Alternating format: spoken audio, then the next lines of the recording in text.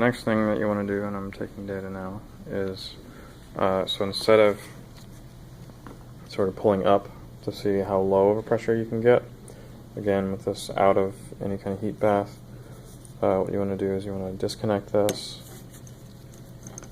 pull the thing up as high as it can go, and then you want to connect the tube again, which I'll do that.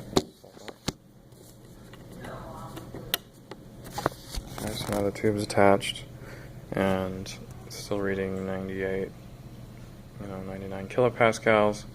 And now what I'll do, again at room temperature, I'll just go ahead and compress this thing and see how high it goes. Okay, and so that went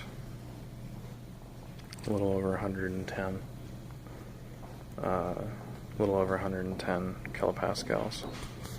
Okay, now the reason for doing all this is the following, which is that what we really need to know is what we know how much the volume changes, but we need to know what the total volume is.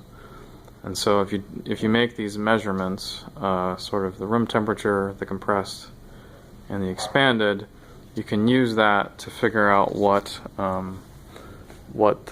this small volume is. So in other words, when the piston is compressed, what then is the volume of the air? You can figure that out because you measure the compressed pressure. You know the atmospheric pressure, and so you can solve for. You also know what the change in volume is because you can just get that from the cross-sectional area, which they tell you it's 16 millimeters in diameter.